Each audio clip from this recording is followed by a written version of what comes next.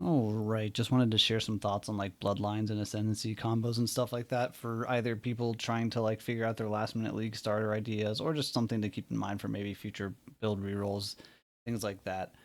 Just wanted to go over each of the bloodlines and ascendancy or sometimes multiple ascendancies that I think could like play well with them. That some of it's relatively obvious, some of it maybe not so much. Just stuff that mostly I've thought of myself just looking at each of them. A couple things here and there, ideas that I think I saw elsewhere.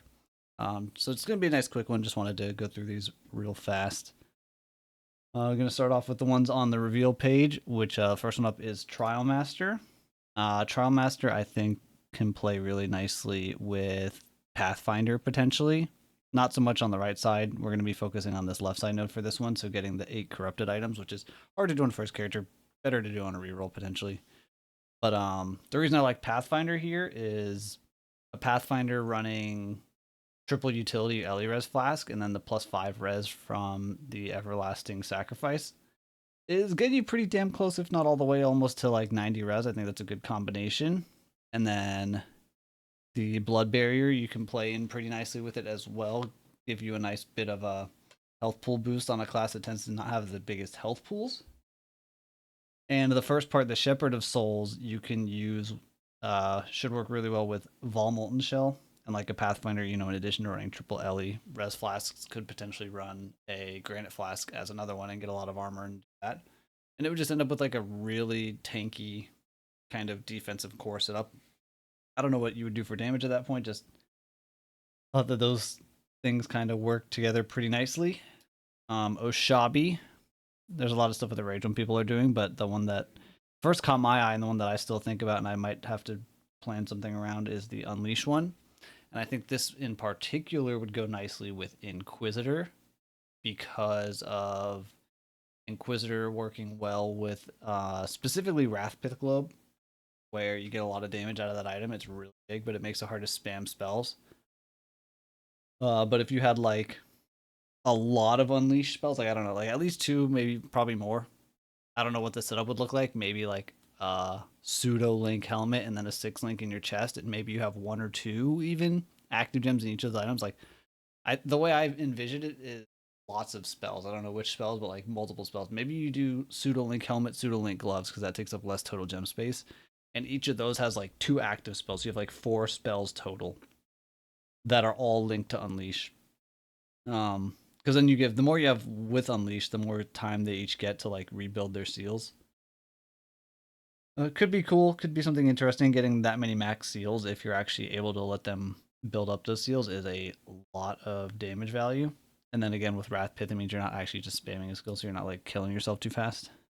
King of the Mist, I do think this is like not a particularly exciting or strong one overall.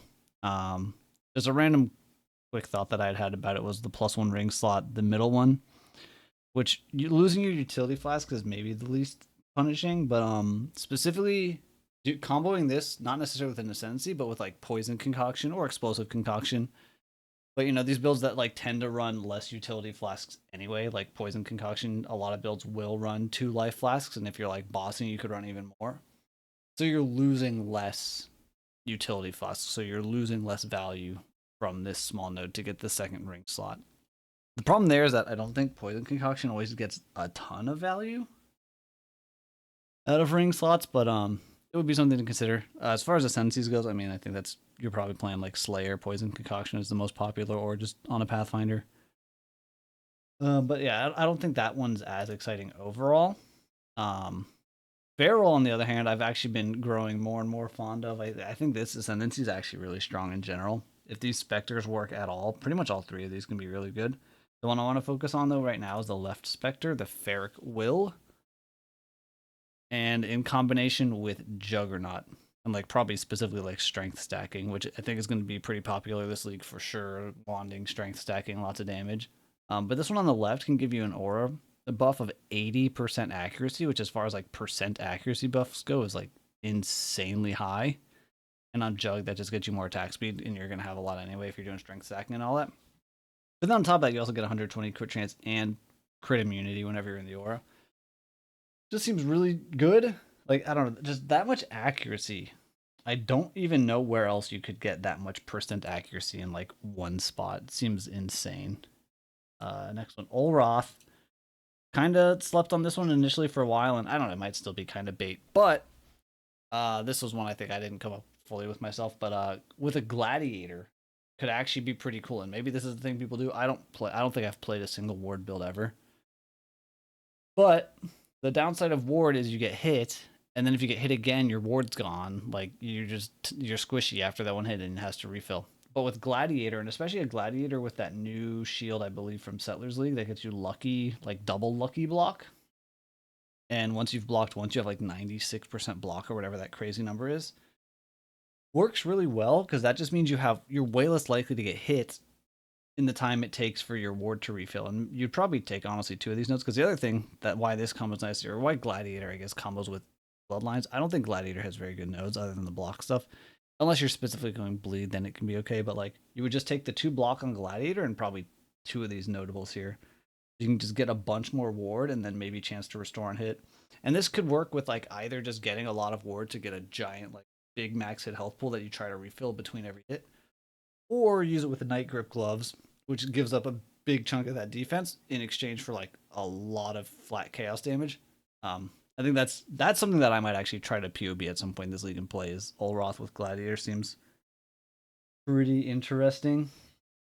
All I cannot recommend people to play this Bloodline. It just doesn't look good. I'm very disappointed by the All one. I'm just skipping that one. Deli has honestly a lot of stuff potential with it, like on all 3 of its nodes, kind of even. So I just picked one to focus on random, which would be the Schizophrenic Dissociation, which I think has since been renamed, but the bottom node with Slayer. So there's a lot of good uses of this potentially, especially on like earlier builds before you get a lot of uniques. This bottom node obviously gets outscaled on like the vast majority of builds once you get a lot of your unique jewels. But the big thing of it is if you have really good sustain, then it can turn into almost effectively 40% less damage taken, which is super strong. And Slayer, obviously, with Slayer Leech, has extremely good sustain, and honestly, what it struggles with at times, not too much, like it's not like it's squishy, but like, you know, it doesn't have as big of max hits as like some other things may have. But it just goes really well with it because you just are pretty much always going to be guaranteed to be healing off damage whenever you're taking damage in between the ticks of the hits there. Really, really good. Lysia, kind of easy one, just Elementalist with Heralds. Honestly, that's like nothing new. Most people have seen it, heard it. But what I would like to mention, which I think a lot of people have realized, but not maybe everybody, you don't really need to be an Elementalist. Kind of anything that can get Heralds, and like especially just the top side of the tree where there's like that one Herald wheel. If you're up there, you don't have to be an Elementalist. Really, this can have high value on like anything. Just Elementalist happens to get more Herald value than others. And then we've got Katarina, which this node did get nerfed. The Umbral Army one, the 12 defenses per spectre was nerfed, it looks like, to 10. But this is the one I want to focus on.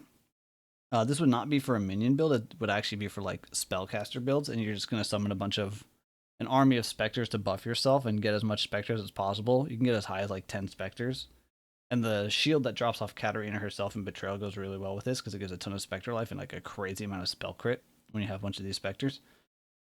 But the idea would be comboing that with something like a Trickster, Occultist, Inquisitor, something that's going to just get a bunch of energy shield, and you can utilize that to do stuff like Energy Blade. Or you don't have to do Energy Blade, but I think you probably would at this point with this much ES. You end up with like really, really high amounts of energy shield, turn it into a bunch of damage, and you have a whole bunch of these specters that are also buffing you at the same time. And the big thing there is one of the specters can give you lucky lightning damage, which combos really nicely with Energy Blade. It really depends on how this plays and if you can keep the specters alive without too much investment. But it might be a really strong one if it does work well. And finally, we've got the Breach, which kind of just have this scuffed PoEDB version. You can't see anything, but it's right here. If you haven't seen it, one of the nodes is you ignore lightning res. If you have the new Breach lightning rings, you get +2 to your lightning skills if you have 4 Foulborn uniques, and then it gives you some int. And then this is a cold version of pretty much the same thing. +2 to cold skills, Foulborn, ignore cold res. And then the last one, this is the one I care about really, is related to the grafts from the new Breach stuff, where you take less damage based on which graft or grafts you have, and take increased damage skills. So the way I see this one is if we're able to actually make builds that use grafts as like the centerpiece of our damage, you'd basically combo this just with something that's either going to be really tanky, like maybe a chieftain, or some other big, or something that does a lot of debuffs on enemies, because that's the only way really to scale graft damage other than the grafts themselves is to debuff enemies. Any of your damage increases don't work. So like Elementalist, or this isn't an Ascendancy, but if there's like some particularly potent lightning grafts for doing damage, you could get something like a Doriani's prototype build set up where you're just wearing the chest and you put enemies at negative 200 lightning res for your grafts to just go absolutely insane on them. And if that is a thing that is playable and viable, I will almost certainly be playing it. But remains to be seen because we don't know enough about the grafts. Anyway, yeah, that covers them all. Just wanted to go through each of the bloodlines, share my last bit of thoughts before we get to the league start. Hopefully, give you guys some last minute things to ponder or brick your league starter because you get baited by an idea now. Either way, cool. Thanks for watching. Hope you enjoyed it. See ya.